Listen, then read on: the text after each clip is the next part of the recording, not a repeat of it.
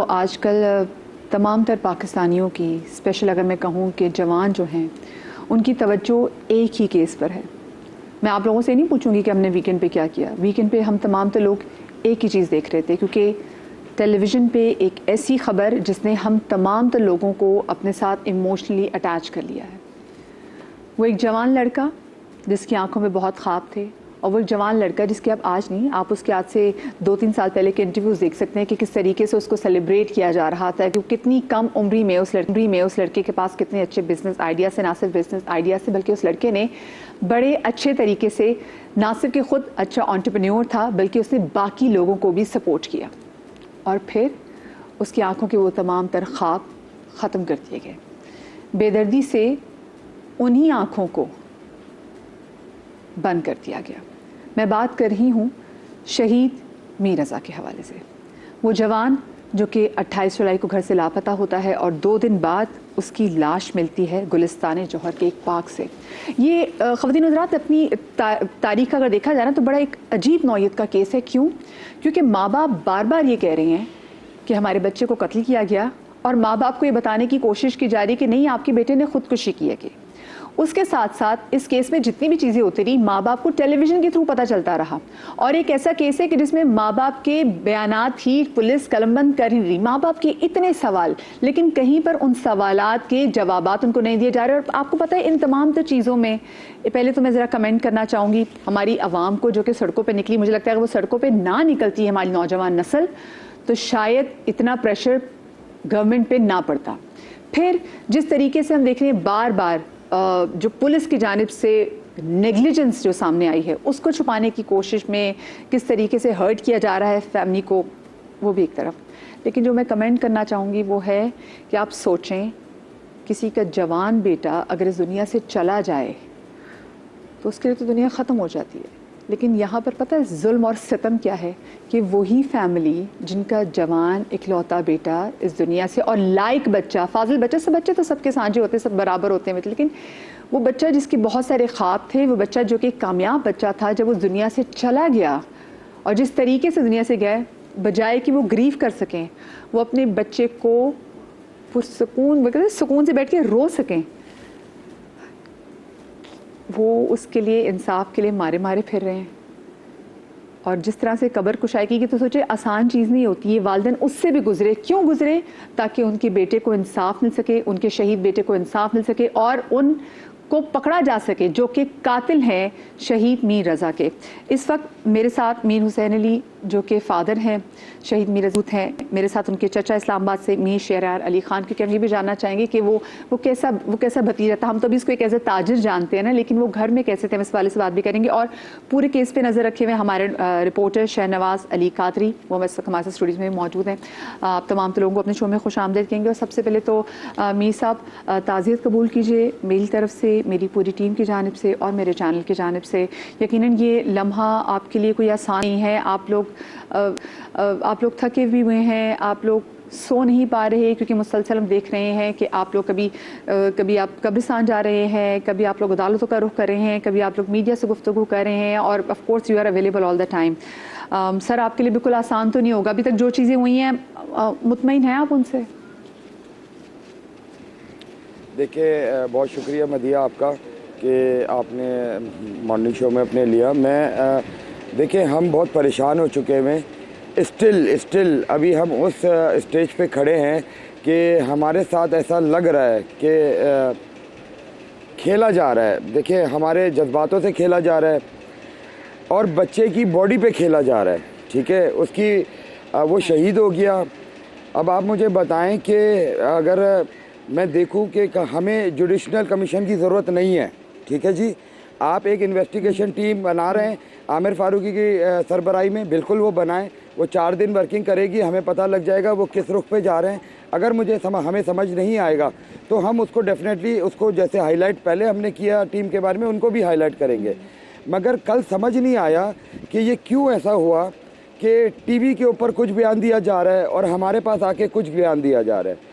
TV पे हमारी reports को एक बच्चे की हमने 2 कब्र कुशाई कराई है जी, और उस रिपोर्ट को जो कब्र कुशाई कराने के बाद हमने जुडिशनल मजिस्ट्रेट के सामने एज पर फॉलो मतलब लॉ को फॉलो करते हुए हमने जो मजिस्ट्रेट साहब ने अपने सामने सारी कब्र खुशाई करवाई है, अपने सामने सैंपल्स कलेक्ट कराए हैं, अपने सामने उनको सील करवाया है, अपने सामने सारी चीज़ें करवाई हैं, उसकी तफ्कीन हुई दोबारा। और कल रात में बोला जा रहा है कि ये ड्विल रिपोर्ट्स की जो है ना मुतनाज़ा रिपोर्ट है, ये कल टीवी के ऊपर चल रही थी जी रात में। ठीक है जी, ये क्यों एक बच्चे की, अच्छा वो 8 लोग काबिल नहीं हैं, वो 8 लोग जिन्होंने रिपोर्ट बनाई है दोबारा कब्र खुशाई करके आप लोग क्यों हमारे जज्बातों से वो कर रहे हैं? हमें समझ नहीं आ रहा कि ये किसको छुपाया जा रहा है, इसमें क्यों इतनी भाई आपने अगर SHO जौहर को जो है ना वो कर दिया है, सस्पेंड कर दिया है, आपने इधर से टीम मूव कर दी है, तो कोई खामियां थी ना, आपने ऐसे ही कर दिया उनको चेंज, आपने उनको तो ऐसे ही तहलील कर दिया। कोई मसला था तो आपने तहलील किया ना। देखें ये कुछ पॉइंट्स हैं जिसके ऊपर आप लोगों को भी देखना चाहिए। मैं मीडिया का पहले ही बहुत शुक्रगुजार हूँ कि जिन्होंने हमारे साथ पहले दिन से खड़े रहे और आज तक खड़े हैं, हमारी हर बात को, हर सच्चाई को सामने लेकर आते रहे। और अल्हम्दुलिल्लाह हम जो 30 तारीख से मीडिया को बता रहे हैं वो जाके सच भी हो रही हैं बातें। ठीक है जी, ना हमारे साथ वीडियो शेयर की जाती है, हम मांगे जा रहे हैं हमें गेस्ट हाउस की वीडियोस दी जाए, वो नहीं दी जाती है। हमारे पास से रात में अचानक इधर से जो है वैसे बताइए गेस्ट हाउस के हवाले से कोई अपडेट आई है? जैसे आपने बात भी की कि जो गेस्ट हाउस के जो बंदे भी थे, जब आपने बात भी की तो वो ना सिर्फ वो भागे बल्कि भाग के वो दूसरी जगह भी उतर की दीवार टाप के वो कहीं और भी चले गए, तो उसका नहीं अभी तक पता चल पाया कि गेस्ट हाउस के हवाले से कोई चीज सामने आई हो, इंकशाफात सामने आए हो? जी जी जी जी मदिया, मैं यही तो सवाल है हमारे, यही तो सवाल है। और उसको उस चीज़ के ऊपर कि हमें ना वीडियोस, ना वो स्विफ्ट वाला जो गाड़ी आके खड़ा है, ना बंदे वो। ठीक है जी, सिर्फ इतना बताया गया था इधर SHO के भाई कोई उमरकोट का है, कोई कहीं का है, कोई इधर कहीं के लड़के हैं, मगर हमें नहीं बताया जा रहा, हमारे से वीडियो शेयर नहीं की जा रही। अभी कर रहे हैं, कल कर रहे हैं, रात में हमारे पास से सिक्योरिटी भी मूव हो गई, जो सिक्योरिटी हमें दी गई हुई थी। ठीक है, कल रात 1 बजे से हमारे पास सिक्योरिटी नहीं है। एक अजीब बंदा लाके इन्होंने इधर खड़ा किया, जिसने जब हम रैली में से आए उसने पूरा टेंट खोल दिया हुआ था। दाखिला भी आपकी तरफ आए हैं, कल तो मुर्तजा वहाब भी आपकी तरफ आए हैं, गो कि हम ये देखते रहे कि भी हुकूमती नुमाइंदा भी कोई आपके पास आया, दादर से आप लोगों की जाए। कल अगर वो फाइनली आ भी गए तो तोहफा दे दिया कि सिक्योरिटी भी ले लिया आप लोगों से। देखे जी, जब हम आए ना रैली में से तो यहाँ पर जो है आए तो इसने टेंट खोला हुआ था। मैंने आते ही पूछा, एक बहुत अजीब सा बंदा था, मतलब उसको अगर कोई मतलब कोई मुझे नहीं समझ आया वो किस टाइप का पुलिस वाला था।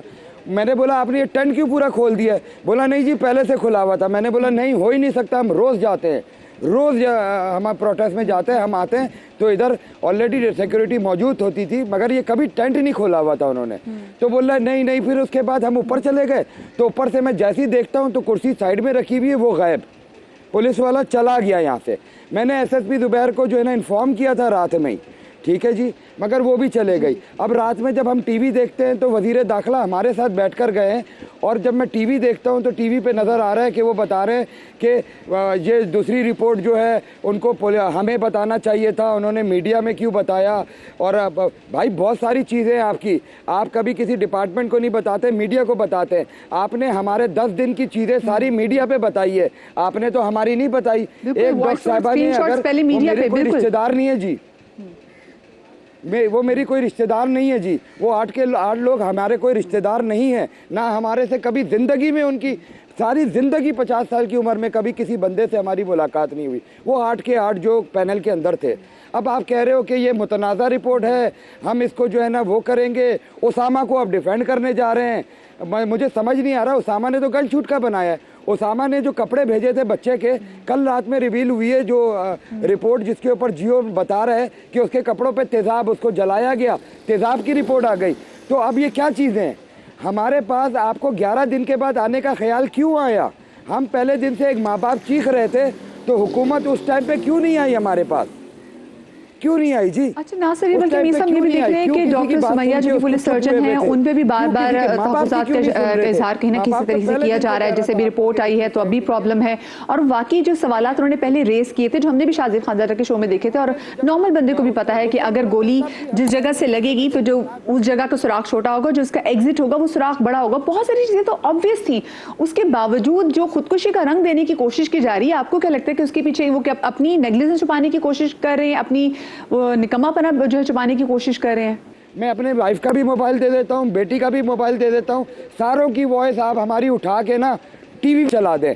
26 साल की रज़ा के मोबाइल की वॉइसेस भी उठा के टीवी पे चला दे, मगर इन दी एंड मुझे बताया जाए कि मेरे बच्चे की बॉडी वो उसको तशद्दुद किसने किया है, उसको मारा किसने। भाई आप लोग को पता है, आप ये क्यों नहीं बता रहे? आप लोग इतने दिन में, एक दिन में डॉक्टर आकाश के बंदे मिल जाते हैं, ठीक है जी, एक दिन में मिल जाते हैं। क्यों मिल जाते हैं? हमारा क्या कसूर है? हमने क्या किया है? हम इधर पैदा हो गए, हमारा कसूर है कि हम इधर पैदा हो गए, हम इधर बड़े हो गए? हमारा क्या कसूर है कि मेरा बच्चा टैक्स देता रहा? हमारा क्या कसूर है? मेरे बच्चे का कसूर बताया जाए। ये देखें, अब ये कल के बाद से चीज़ नज़र आने लग गई है कि अब इसको मुतनाज़ा बनाने की कोशिश की जा रही है। हमारे साथ हमारी एक कब्र खुशाई हमने कराई है, उससे खेला जा रहा है। कल के बयानात देख लें आप जी, रात में जो वज़ीर दाखिला साहब टीवी के ऊपर आए हैं जियो पे, आप उनको देखें तो वो क्या रहे हैं और हमारे पास आके क्या कह रहे हैं। आप प्लीज़ उसको देखें और फिर उसके ऊपर बात करें। आप प्लीज़ उसको देखें, मैं गुजारिश करूँगा, प्लीज उसको सुने कि वो डॉक्टर शाज़िब खानज़ादा के शो में भी एक दिन पहले आए, उसके बाद फिर वापस में भी आए हैं। मुझे लेकिन एक से एक बात कहना चाहूँगी, पूछना चाहूँगी मीर साहब कि आपको नहीं लगता कि बहुत सारी पर्सनल जो वैसे डेटा ने शेयर करके वो लोगों की अटेंशन जो है वो डाइवर्ट करना चाहते हैं, मीर रज़ा के बहुत सारे से मैसेजेस निकाल के, बहुत सारी चीज़ें निकाल के? अच्छा, हम कोशिश करेंगे कि शहीद मीर रज़ा के वालिद साहब दोबारा कांटेक्ट करें, उनकी ज़रा लाइन के साथ प्रॉब्लम होगी। उनके चाचा हमारे साथ मौजूद है, तो मैं आपसे भी शेयर जानना चाहूँगी कि आपको नहीं लगता कि बहुत सारी पर्सनल जो इन्फॉर्मेशन लोगों के सामने रख के ऐसा लग रहा है कि वो जो केस की जो अटेंशन है वो डाइवर्ट करना चाह रहे हैं लोगों की केस को लेके? जी बिल्कुल, आप ऐसे सही कह रहे हैं। बिल्कुल बेसिकली एक नैरेटिव बिल्ड करने की कोशिश की गई है जिसमें वो नाकाम हुए। हमारा तो शुरू से, जिस तरह भाई भी बता रहे हैं, मेरा भाई तो डे वन से एक ही बात बोला था, हर तरफ जाके बोल रहा था कि ये एक मर्डर है। बट एक नैरेटिव बिल्ड किया जा रहा था, लोगों के सामने पर्सनल चीज़ें ला के कोई फ़र्क नहीं पड़ता। मैंने इस पे बहुत सारे लोगों को बोला है कि जो हर घर में मसले होते हैं, हर घर के कुछ ना कुछ बातें होती हैं, उसको अगर आप इस तरह लेके आएंगे, उससे एक नैरेटिव बिल्ड करने की कोशिश करेंगे तो सच नहीं छुपता। सही।